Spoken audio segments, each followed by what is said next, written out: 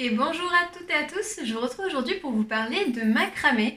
Je me suis mis il n'y a pas longtemps à vouloir faire des feuilles en macramé, donc je voulais vous partager moi comment je m'y suis pris, quel est mon matériel et qu'est-ce que je conseille le plus, puisque du coup j'ai vu qu'entre différentes fils et ficelles, coton tressé ou pas, qu'il pouvait y avoir une grande différence, donc je me suis dit que j'allais vous le partager.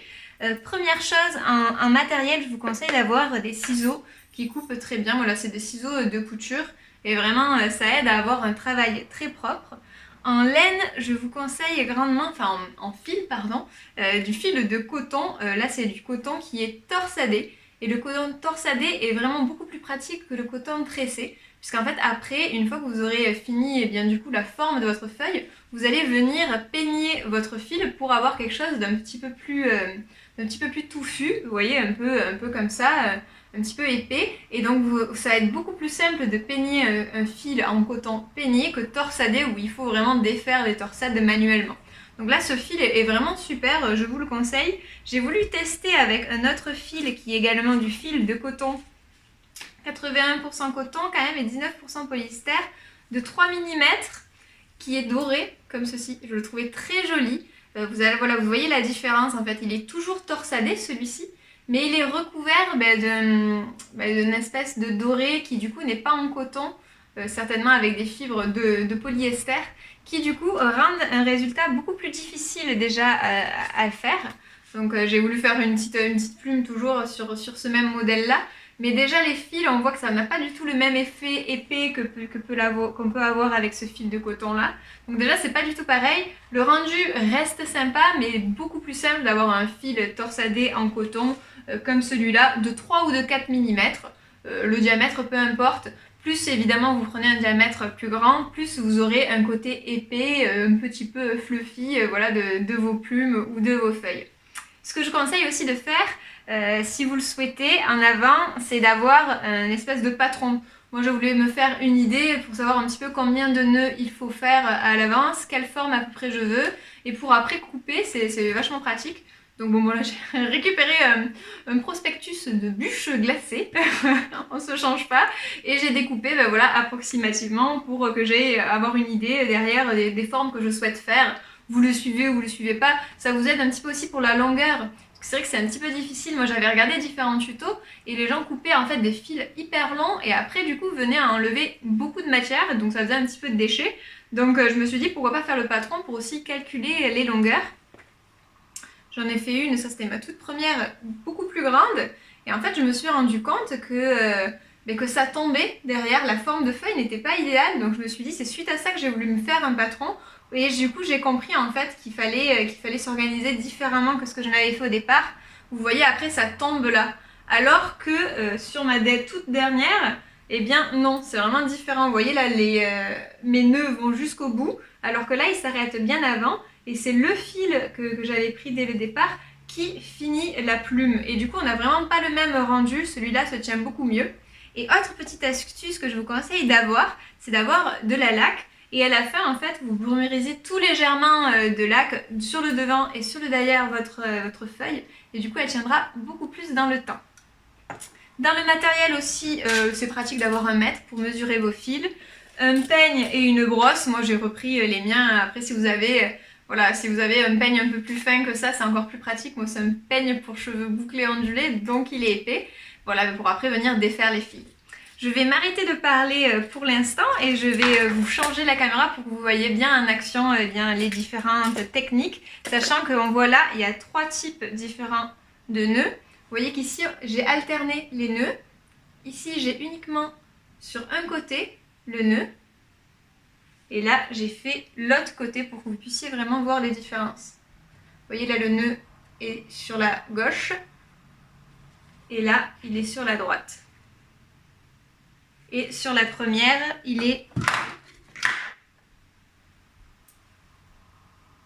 un coup à droite, un coup à gauche, un coup à droite, un coup à gauche. Je pense que je préfère celle-ci. Mais voilà, au moins vous voyez les différents types et le rendu pour que vous puissiez savoir vous qu'est-ce que vous préférez. Et puis je vais vous montrer comment je fais. Allez, c'est parti. Donc là, j'ai repris mon patron avec une base de fil que j'avais au préalable, Puis je prends ma ficelle et je vais essayer de voir à peu près quelle est la longueur de fil qu'il me faut pour les premiers nœuds avec du coup mon patron. Donc ça me permet de pouvoir couper assez de fil et pas trop pour qu'ensuite voilà je puisse avoir le moins de déchets possible.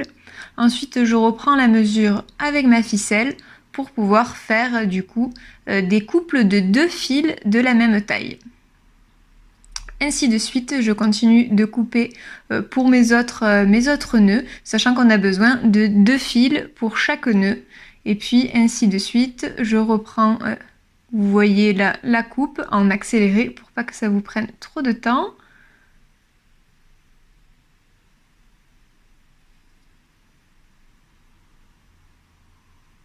Après, vous pouvez faire des patrons de toute taille.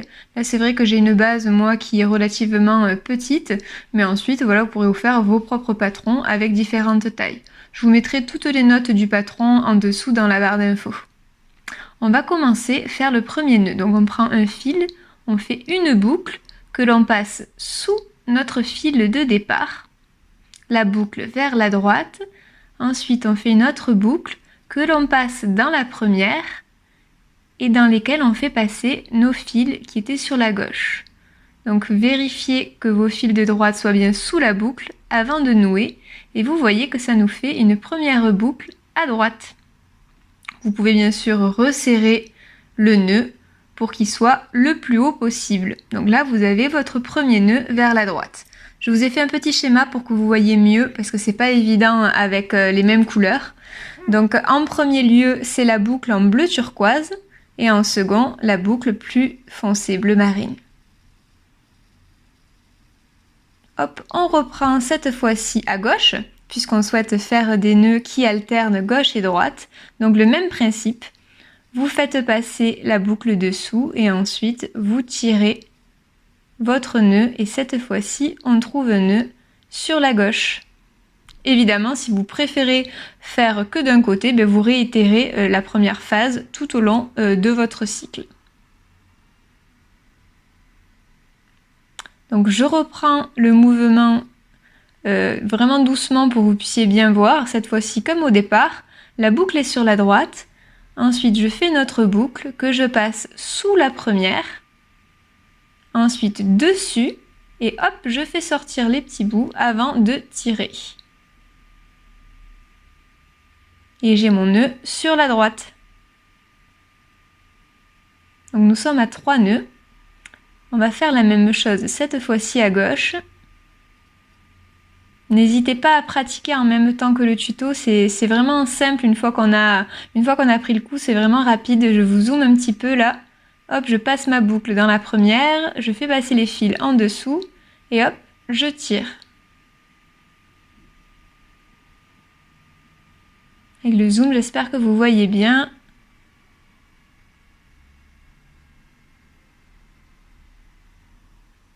Allez, une dernière pour la route. Je passe ma boucle dessous. Une autre petite boucle que je passe à l'intérieur de la première, dessus le tout. Les fils, je les rentre à l'intérieur de la boucle et je tire. Donc là, je reviens serrer tous mes nœuds.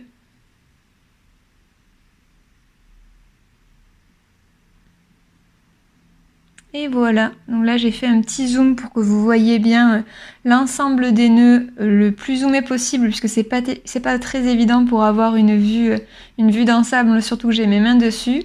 Cette fois-ci je vais le faire à la taille réelle que je souhaitais réaliser. J'ai coupé mes fils au préalable, voilà, c'est pas une phase très importante que vous ayez à voir, mais je voulais vous montrer le premier, la base en fait des fils qui me sert ensuite à faire mes nœuds.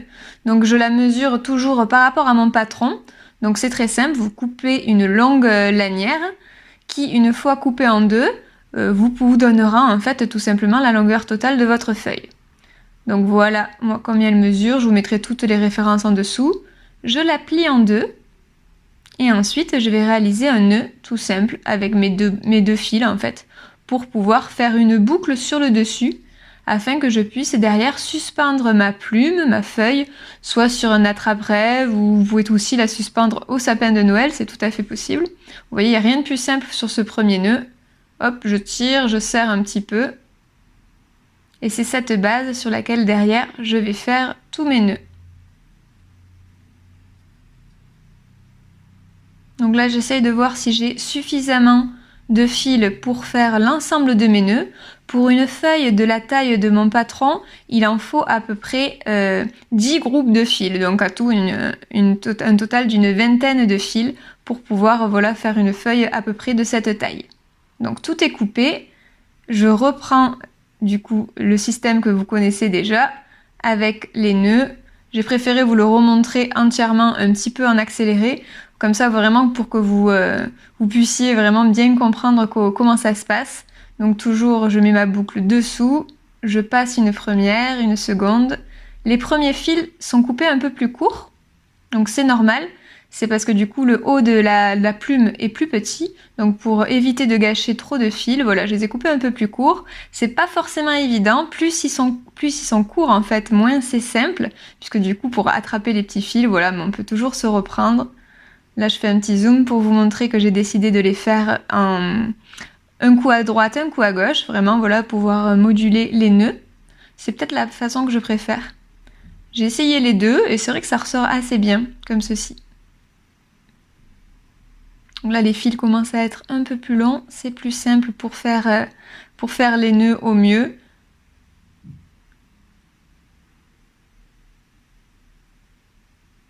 Donc je vous montre là que je me suis trompée.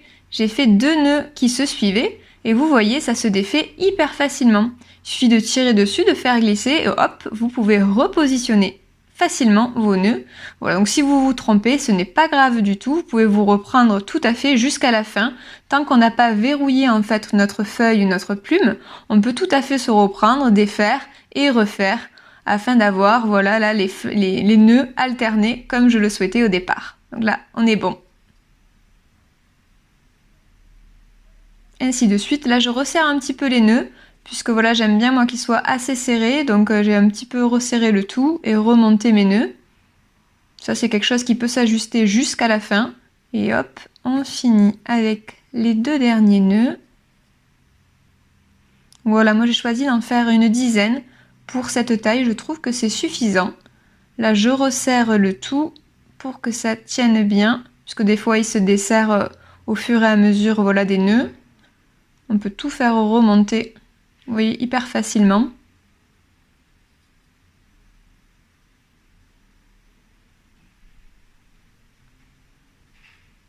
Hop, voilà. Et à la toute fin, je vais verrouiller ma feuille. On va voir en faisant tout simplement avec les 2 fils qui étaient là dès le départ, un nœud, tout simple. Voilà. Ça permet de verrouiller tous mes autres nœuds. Ensuite, je repositionne mes fils vers le bas. Et on a un début de plume. Alors, rien n'est fait encore. On n'a pas brossé, on n'a pas coupé. Mais on voit déjà un petit peu la forme que ça va avoir. On peut défaire à la main, mais moi je préfère directement faire au gros peigne plutôt que faire au doigt. C'est un peu plus long. Et ensuite, je passe direct à la brosse, qui est quand même le plus efficace pour venir bien rendre ma plume un petit peu plus duveteuse.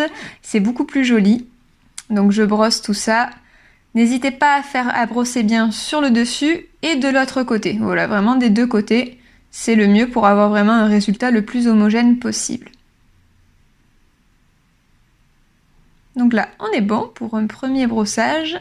Il peut y avoir des petites fibres qui s'échappent. Si cela vous gêne, n'hésitez pas à mettre un masque pour ne pas voilà, avoir respiré ces petites fibres qui peuvent se dégager du coton. Maintenant, je reprends mon patron et je vais commencer à découper la forme de ma feuille. Donc au départ, j'y vais un petit peu prudemment en faisant voilà, que des grosses coupes, mais vous allez voir après la forme commence à se faire. Au début, on est toujours un peu prudent. C'est pratique voilà, d'avoir le patron pour pouvoir un petit peu, même si on n'a pas exactement les mêmes longueurs, pouvoir un petit peu voir la forme que l'on souhaite donner à notre production en macramé.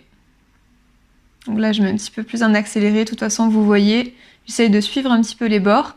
Et on voit qu'il y a très peu de découpe. Donc ça, c'est bien. Voilà, il y a vraiment pas trop de déchets. Voilà, vous avez fait grâce au patron un pré-calcul en fait de la longueur de vos fils. Donc après, c'est, je trouve, beaucoup plus efficace. En tout cas, moi, c'est quelque chose qui a bien marché. Donc voilà, je voulais vous le partager. Hop, la pointe. Toujours un côté dans lequel je suis plus efficace, ma main droite. Donc j'ai tourné la feuille pour que ce soit plus simple. Et là, on commence à avoir une forme assez sympa. Alors moi, je pinaille un peu, hein, je rebrosse. Et souvent, quand on rebrosse, il y a de nouveau des fils qui ressortent. Bon, voilà, donc n'hésitez pas à reprendre le nombre de fois que vous souhaitez, jusqu'à ce que ça vous plaise, hein, tout simplement, c'est le plus important.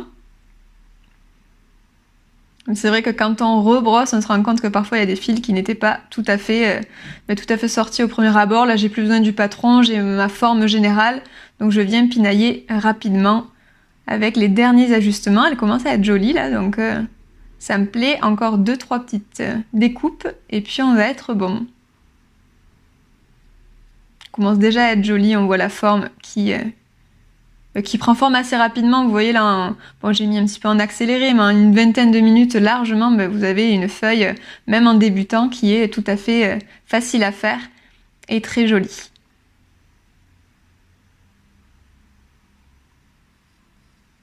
Hop, on réarrange tout ça avant de laquer. Quelques petites finitions des fils qui dépassent. Et hop, un petit coup de lac. C'est léger, vous allez voir, voilà, je vide pas du tout le flacon, hein, c'est juste pour qu'elle garde un petit peu cette forme que je lui ai donnée et qu'elle se tienne un petit peu plus quand elle sera suspendue. Voilà, un coup recto, un coup verso, comme vous voyez. Et on a un résultat qui est pas mal. Quelques derniers réajustements. La pointe ne me plaisait pas. Hop, voilà qui est mieux. Et voilà le résultat. J'espère que ce tuto vous a plu, surtout qu'il vous sera utile si jamais vous voulez vous y mettre comme moi. Je m'y suis mis il n'y a pas longtemps et c'est hyper simple. Donc j'espère que ça vous donnera envie de le faire. N'hésitez pas à vous abonner, à mettre un petit j'aime si la vidéo vous a plu et je vous dis à très bientôt.